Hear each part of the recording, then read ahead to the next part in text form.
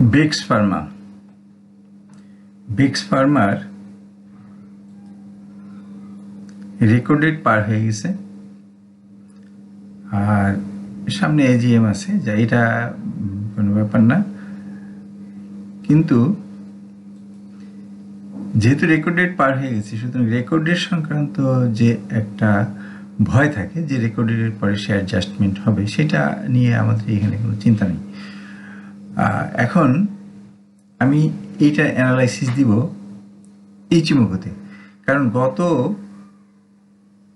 সপ্তাহে আমি ইচিমোকোর উপরে একটা আলোচনা করছিলাম, যাতে আপনাদের ইচিমোকো সম্পর্কে একটু ধারণাটা ক্লিয়ার হয়। যারা আমার ইচিমোকোর আলোচনায় উপস্থিত ছিলেন তাদের জন্য বলছি আর কি, যাতে তাদের ধারণাটা ক্লিয়ার হয়, সেই কারণেই। এখন এইটা ওইখানে যেটা আলাপ করিনি, আমি এখানে ওই রকম কিছু বিষয় আলাপ করবো যেখানে রেজিস্ট্যান্স সাপোর্ট, ওখানে সাপোর্ট রেজিস্ট্যান্স নিয়ে আলাপ ছিল না।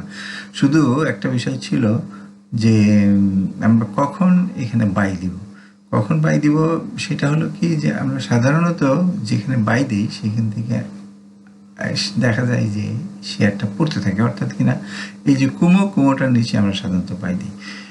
এখন যদিও এখানে যে তিনটা কন্ডিশন নিয়ে আলাপ করছিলাম, তিনটা কন্ডিশন অনুপস্থিত, কিন্তু সাপোর্ট রেজিস্ট্যান্সের উপর ভিত্তি করে আমরা এইটার অন্যান্য সময়েও বাই দিতে পারি, সেটা আমরা এখানে দেখাবো। কেমন? আমি একটা বিষয় বলেছিলাম যে এই রেড কুমোটা হলো একটা রেজিস্ট্যান্স। এই রেজিস্ট্যান্সটা ব্রেক না করা পর্যন্ত বাই না দেওয়ার জন্য। ওকে, ঠিক আছে, যারা বেশ সেফটি থাকতে পারেন তারা সেফে থাকতে পারেন, কিন্তু পর এখানে যেটা ঘটবে সেই ঘটনাটা দেখলে আমরা আমাদের হয়তো মনে করতে পারি যে এখনও একটা যদিও রিস্কি, এখনও একটা বাই দেওয়ার সময় এটাকে বলা যেতে পারে। আমি এখন দেখি এটা রেজিস্ট্যান্স কোথায়। রেজিস্ট্যান্সটা যেহেতু বলেছিলাম যে রেড কুমোটা হলো রেজিস্ট্যান্স। কেন এখানে এই রেড কুমোটা, এটার একটা কারণও আছে।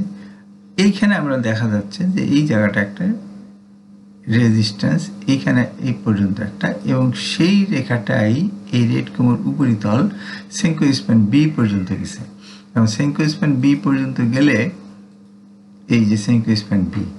আচ্ছা, তাহলে এইখানে যে সে এই বাধা পেতে পারে, এখানে যে সে বাধা পেতে পারে, অর্থাৎ কিনা এই যে ল্যাগিং স্প্যানটা সে যাইতে পারে এইখানে। অর্থাৎ যারা অনেকের জন্যই যারা রিস্ক নিতে চান বা রিস্ক নিতে পারেন তাদের জন্য এটা একটা বাই পয়েন্ট। রিস্ক নিতে চান, একেবারে সেফটির জন্য না, রিস্ক নিতে চান, তারা এখানে একটা বাই পয়েন্ট, অর্থাৎ কিনা আমাদের প্রাইসও যেতে পারে সেই হিসাবে আমাদের প্রাইসটা, এটা একটা রেজিস্ট্যান্স। ওকে, তাই আমাদের এইখানে আমরা যে প্যাটার্নটা দেখতে পাচ্ছি, এখানে একটা এবিসিডি প্যাটার্ন, সেইটারও টার্গেটও এটা বলে 99 পয়েন্ট সামথিং, হ্যাঁ, বা 99.40। ওকে, তাহলে এখন এরপরে কি হবে?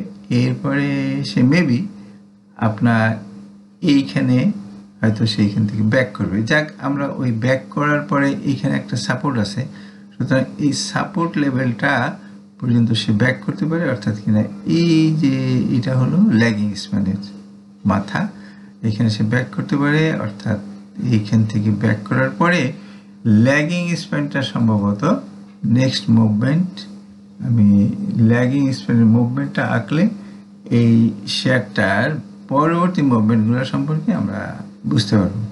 ল্যাগিং স্প্যানটা হয়তো বা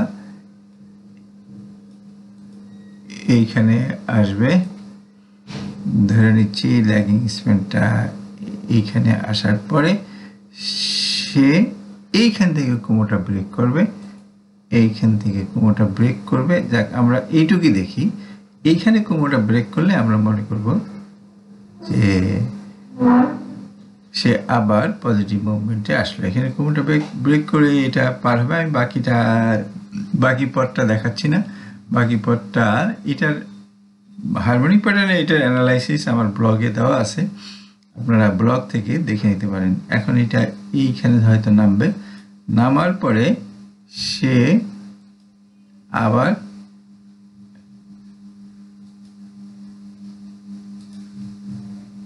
এইখান থেকে আবার উঠে হয়তো সে এবার রেজিস্ট্যান্সটা ব্রেক করবে। সুতরাং এই হলো তার প্রাইস মুভমেন্টের পথটা আমি এখানে আঁকার চেষ্টা করলাম। তো ধন্যবাদ সাথে থাকার জন্য।